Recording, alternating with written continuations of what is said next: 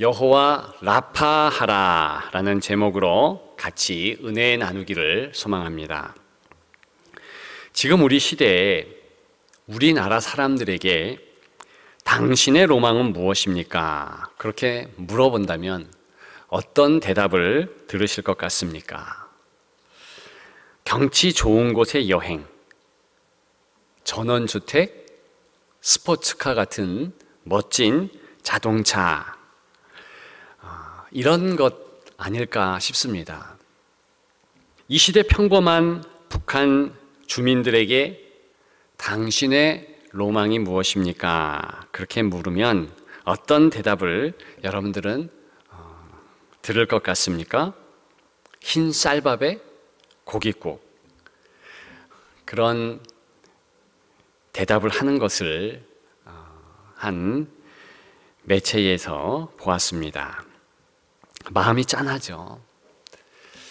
우리도 얼마 전까지 그런 바람을 가질 수밖에 없었습니다. 저 어릴 때도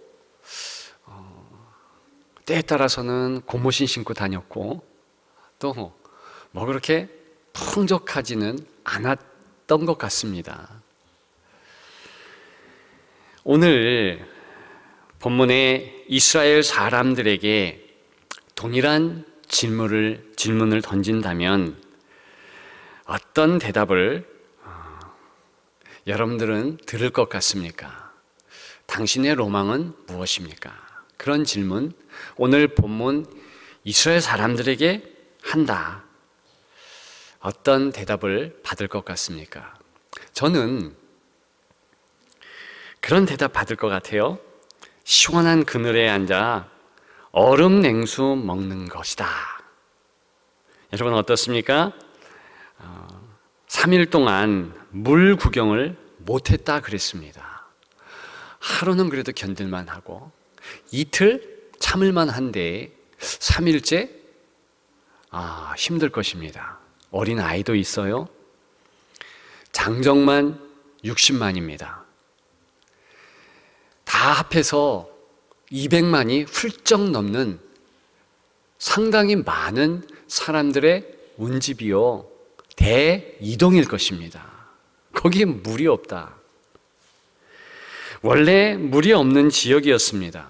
지금도 석유보다 물이 더 가치 있는 그런 중동 아니겠습니까? 그런 차원에서 생각하면 쉽게 저와 같은 결론을 얻지 않을까 싶습니다. 사이다나 수박 같은 그런 시원한 한 잔의 물, 그늘이 없을지라도 그 한 잔의 물이면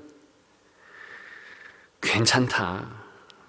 그런 마음을 오늘 본문의 사람들은 갖고 있지 않았을까요?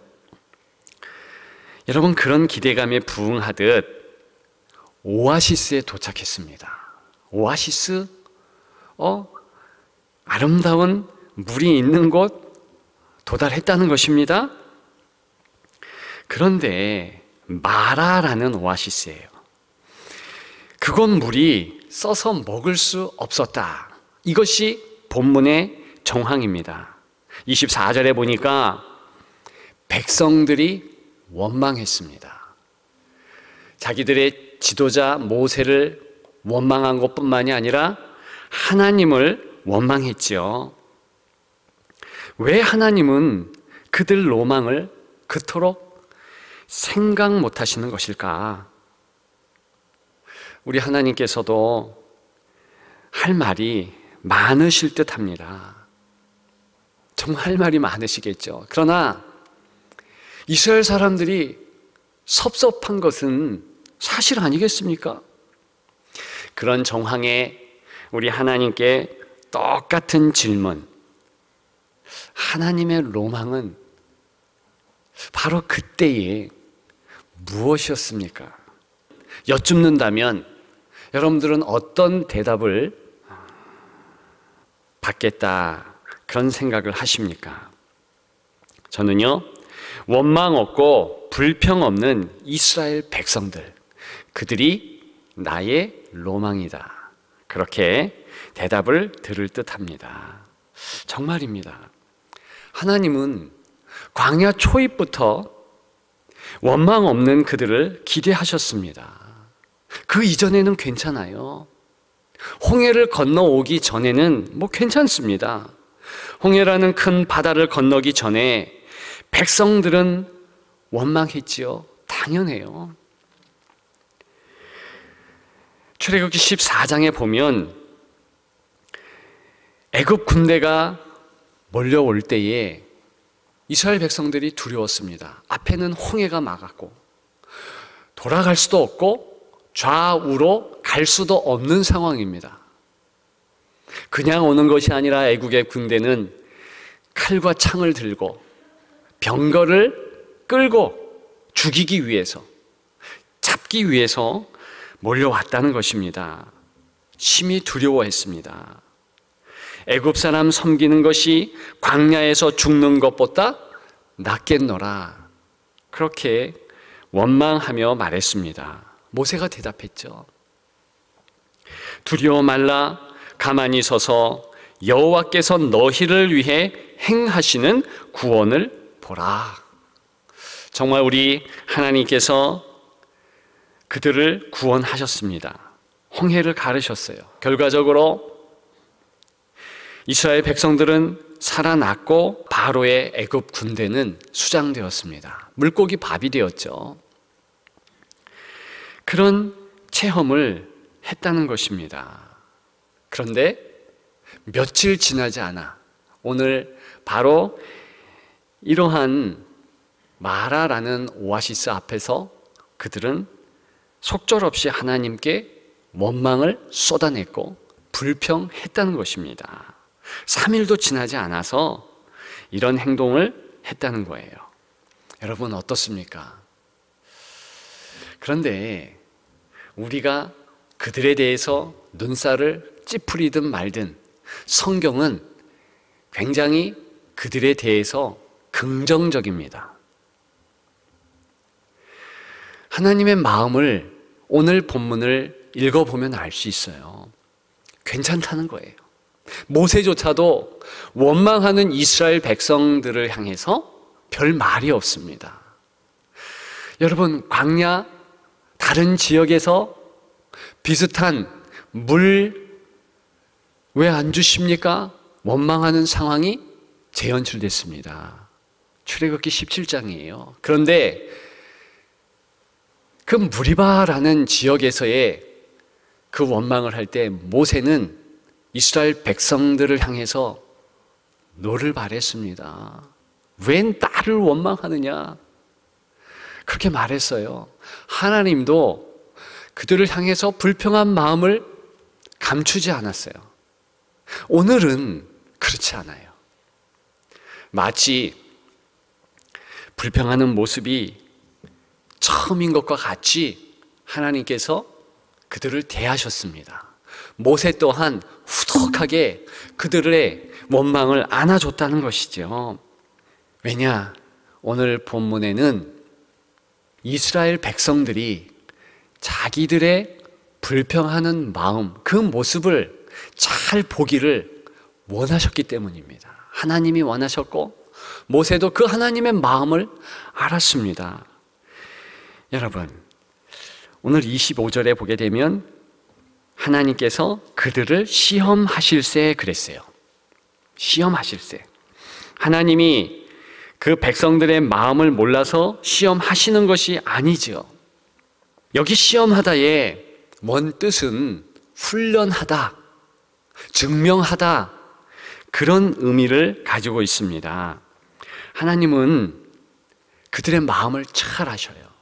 그런데 그들에게 하나님이 훈련시키고 증명하고자 하는 것이 있었습니다. 그것은 무엇인가? 그들의 부패한 마음입니다. 3일 전에는 환호성을 치면서 하나님이 우리를 구원하셨다 노래하고 찬양했어요. 출애굽기 15장 초반, 오늘 본문의 앞절들을 살펴보게 되면 두 노래가 나옵니다. 하나는 모세의 노래, 하나는 미리암의 노래가 나오는데 두 사람만의 노래가 아니고 온 이스라엘 백성들이 한 마음 한 뜻으로 하나님께 영광 돌리며 박수치면서 찬양했다는 거예요.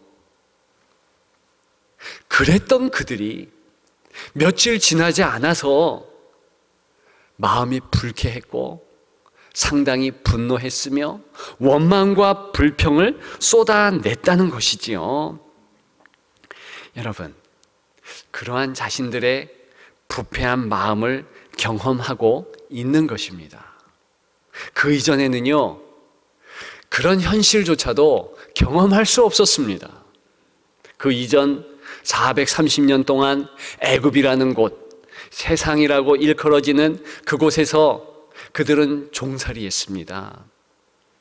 억압되었어요. 눌려 있었습니다. 입 밖에 불평할 수 없어요. 입 밖에 원망을 쏟을 수 없습니다. 그냥 눈물을 흘려야 됐고 내 운명이려니 삭혀야만 했지요. 그런데 광야에 가면서 달라진 거예요. 하나님은 야, 원망도 해봐, 불평도 해봐. 그 자유를 주셨네요. 자유는 원망도 할 수 있고 불평도 할 수 있는 것입니다. 안 하는 것도 자유이지만 하는 것도 자유잖아요. 광야의 이 긴 시간 40년 통해서 하나님은 먼저 그러한 자유를 주셨다는 것이지요. 그렇기 때문에 오늘 본문에서 불평하는 이스라엘 백성들, 하나님은 긍정적으로 보셨다는 것입니다. 모세도 그랬죠. 그들의 그러한 솔직한 현실 앞에서의 속절없이 무너지는 마음들을 목도하면서 그들은 마음이 아팠을 것입니다. 애절했을 거예요. 예레미야 17장 9절부터 10절에 이런 말씀이 있습니다. 만물보다 거짓되고 심히 부패한 것은 마음이라. 하나님은 그 마음을 잘 안다는 거예요. 문제는 우리예요. 여러분, 이렇게 불평하고 원망했던 그들이 며칠 전에는 찬양을 하고 박수했다니까요. 물이 없는 현실 때문에 불평했다고요? 여러분, 사실은 그렇지 않습니다. 그들의 마음이 언짢은 거죠. 여러분, 만약에 하나님께서 인도하시면서 불편한 모습이 목도될 수 있습니다. 어떤 것입니까? 코로나 현실이겠죠. 여러분, 이미 우리는 우리의 로망이 따뜻한 쌀밥, 따뜻한 고깃국 한 그릇입니다. 이렇게 말하지 않아요. 우리의 현실적으로는 다 채워져 있습니다. 그 단계는 넘었어요. 그럼에도 불구하고 성도들 가운데 많은 분들이 불평하고 짜증내는 모습, 오늘 본문의 이스라엘 사람들과 같은 모습을 종종 본다는 것입니다. 여러분 자신은 안 그렇습니까? 저는 그런 저의 모습이 몸서리쳐져요. 어쩜 그렇게 다 채워주시고 인도해 주셔서 여기까지 역사해 주셨는데 하나님 앞에 불편은 감출 수가 없고 원망은 멈추지 않아요. 계속 뭔가를 요구하면서 그렇게 살아가고 있는다는 것이지요. 여러분, 그런데 오늘 본문을 통해서 주시는 교훈은 그 자각, 나의 그 부패한 심성을 낱낱이 목도하는 것, 그것 자체가 중요하다는 것입니다. 여러분, 그래야 우리의 부패한 마음, 우리의 부패한 모습을 발견해야 하나님 앞에 회개할 수 있는 것이죠. 여러분, 오늘 본문에 이스라엘 백성들이 그런 환경에 맞닥뜨렸다는 것입니다. 그것도 중요하다는 거예요. 여러분은 오늘 본문의 마라의 쓴물 어떻게 생각하십니까? 사실은요, 마라의 쓴물 먹어도 괜찮습니다. 오히려 보약이라고 여겨집니다. 건강에 이보다 좋을 것이 없겠다 싶어요. 왜 그런지 아십니까? 마라라는 이 히브리 단어, 쓰다, 쓴물이기 때문에 마라, 그래서 그 지역 이름을 쓰다라는 이름 마라 붙였다 알고 계십니다. 그런데 히브리 말을 보게 되면 똑같은 어원과 어근을 가진 두 낱말이 있어요. 그걸 보면 은혜 안 받을 수 없어요. 첫째가 모략입니다. 모략. 둘째는 미나리과에 속하는 한 식물이에요. 그런데 이 두 가지가 다 중동의 보약입니다. 보약. 여러분 모략을 알지요? 이 모략이요, 예수님 태어나셨을 때 동방 박사들이 드린 선물 가운데, 예물 가운데 한 가지잖아요. 모략은요, 감람과에 속한 물이란 나무, 거기에서 나오는 진액입니다. 소나무 진과 같이 그 끈끈한 액체예요. 그것을 말리면 향료로도 쓰네요. 그리고 그 원액을 물에 똑똑 떨어뜨려서 음용하면 그렇게 몸에 좋다 합니다. 면역이 증진이 되고 살균 작용이 되며 심신이 안정된다. 원기 회복, 피부 노화 방지에 탁월하다. 생리불순, 생리통의 항암 치료에 효과적이다. 이것이 지금 그 모략에 대한 내용입니다. 써요. 아주 쓴데 마라의 쓴물이 왜 쓴가 유추해 볼 수 있습니다. 그 모략이 있다는 것이죠. 저는 다른 한 식물 때문에 참 감사했습니다. 미나리과에 속한 한 식물. 여러분 미나리가 그렇게 몸에 좋다는 것 아십니까? 일전에 미나리를 드셔야겠습니다 라는 책을 읽어보았습니다. 그 책에 보니까는요, 우리나라 한방에 미나리가 그렇게 오랫동안 쓰였다 했습니다. 그리고 만병통치약쯤으로 소개되었습니다. 당뇨, 고혈압, 비만, 암, 그런 만성질환에 탁월하게 좋다는 거예요. 왜냐? 염증에 좋기 때문에. 미나리의 그 톡 쏘는 그런 맛이 있잖아요. 그런 것들이 아마도 마라 이 물에 있었을 것이다. 그렇기 때문에 썼다. 그렇게 유추해 볼 수 있겠습니다. 우리 하나님께서는 40년간의 광야 생활을 위해서 보약을 준비하신 거예요. 그래서 가기 전에 하나님 인도하셨으니 감사하다. 그거 먹었으면 보약 아니었을까 그런 생각합니다. 여러분, 그것이 아니더라도 만일 백성들이 순종하고 그 쓴물을 참고 마셨더라면 그 쓴물이 속에 들어가서 모든 노폐물과 숙변을 다 배설하게 만들지는 않았을까요?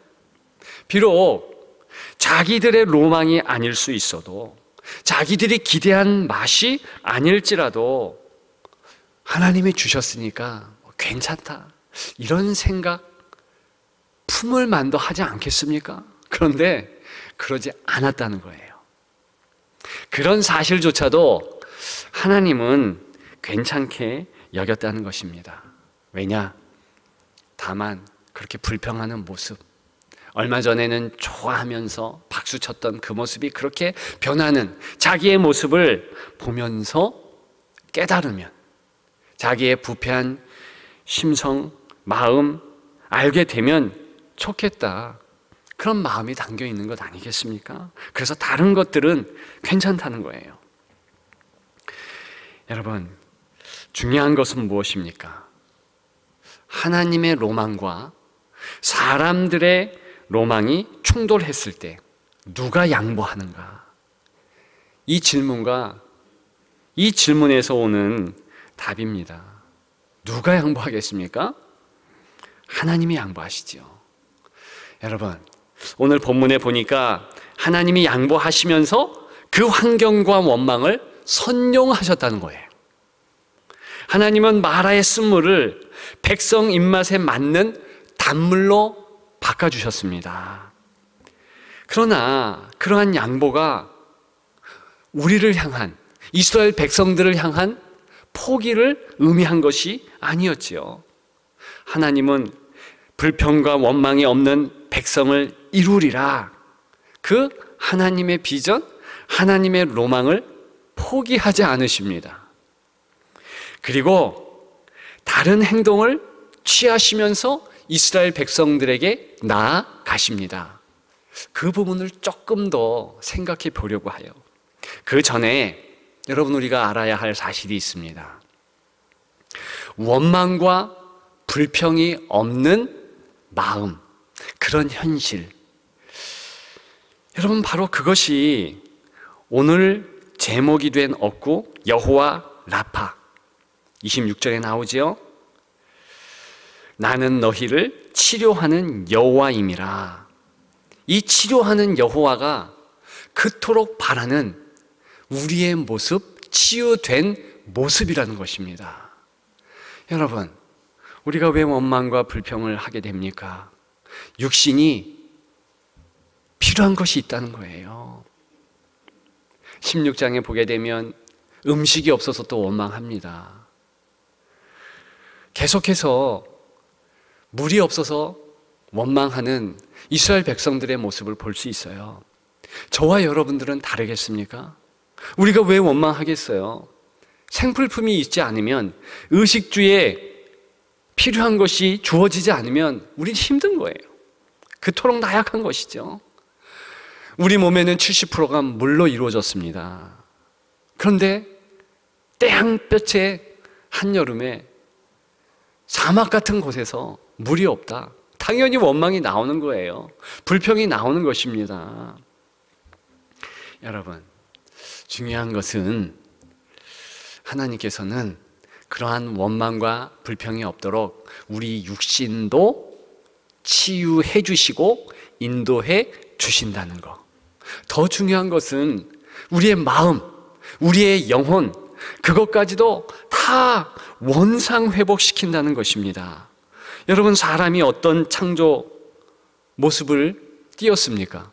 하나님의 형상대로 우리가 창조되었잖아요. 창세기 1장 27절, 여러분 잘 아시는 줄 압니다.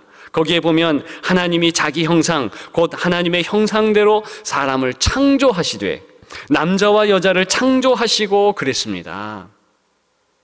하나님의 모습대로 창조되었다. 하나님의 모습은 무엇인데요? 원망과 불평이 없는 모습입니다. 하나님은 완전하신데 그 완전한 모습을 다른 말로 하자면 원망과 불평이 없는 모습이에요. 퍼펙트하시죠.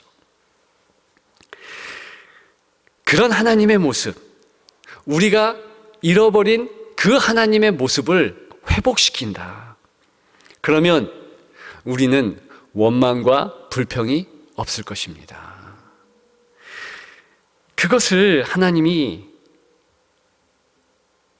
소원하시는 거예요. 로망하시는 것이죠.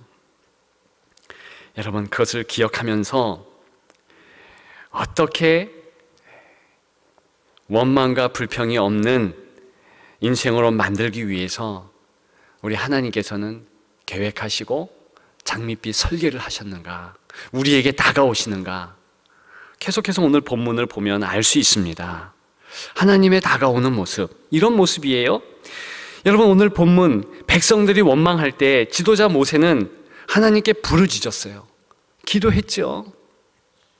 그랬더니 우리 하나님께서는 어떻게 하셨습니까? 응답 주셨죠?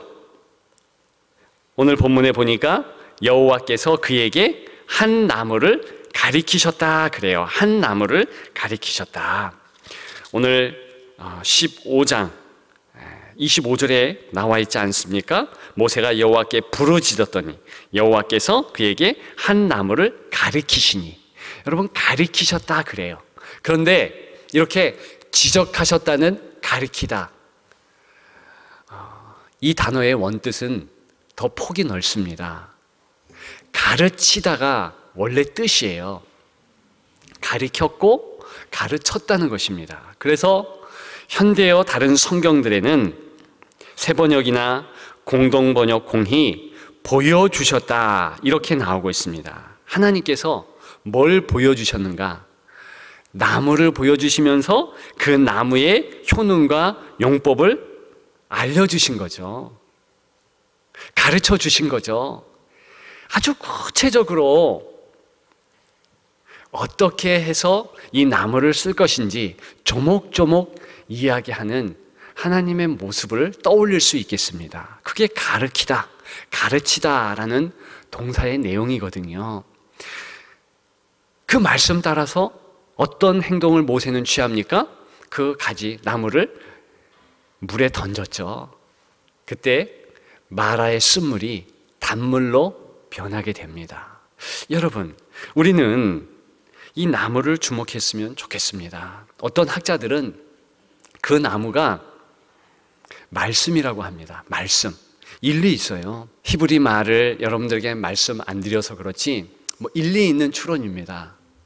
어쨌든 하나님은 구체적으로 우리 삶에 개입하셔서 지시하시고 가르쳐 주시고 인도하셔요. 그런데 이 나뭇가지를 주었듯이 우리에게는 이 하나님의 말씀을 주셔요. 하나님의 말씀으로 우리에게 지시하신다. 다가오신다. 그 말씀을 붙잡고 우리 마음의 부패함을 회개하고 이 말씀만을 목도하면서 하나님을 바라보면 승리하게 되되 우리 하나님의 치유를 점점 경험한다는 것입니다.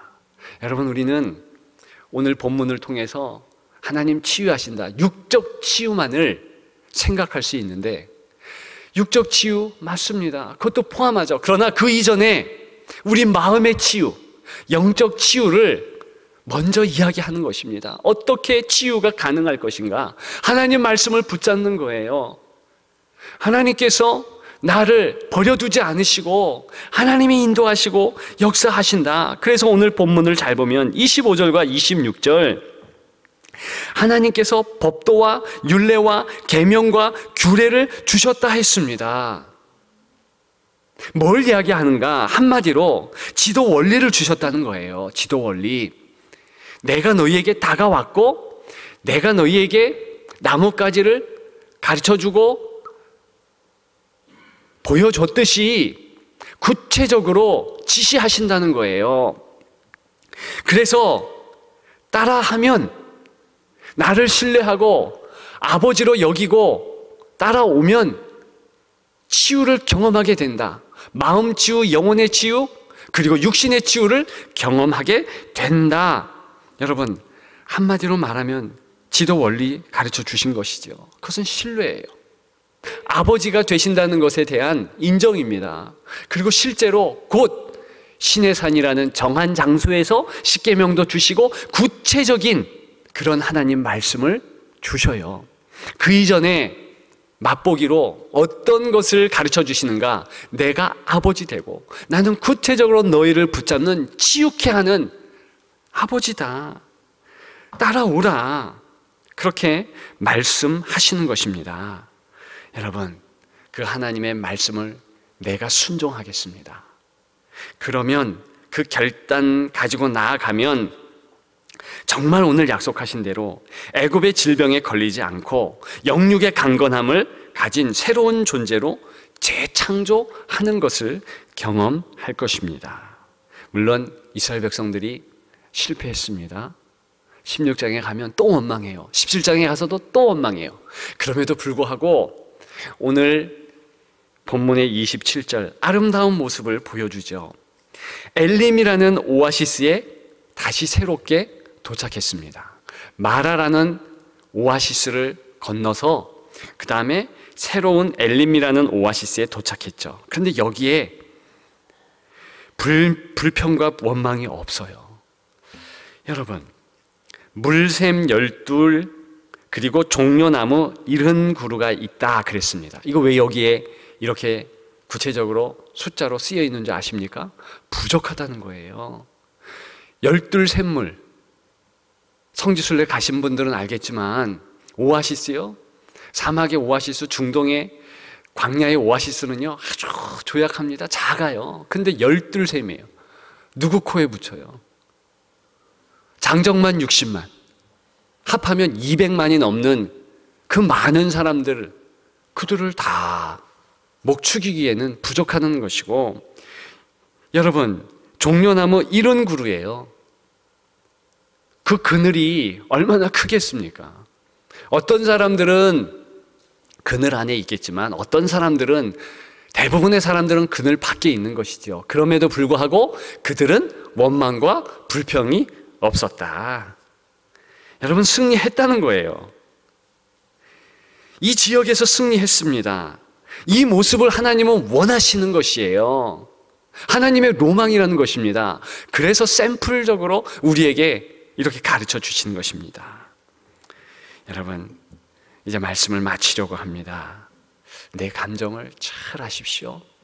그리고 말씀에 예민하십시오. 다른 것은요, 우리의 환경, 우리의 형편, 마음 뺏길 이유가 없습니다.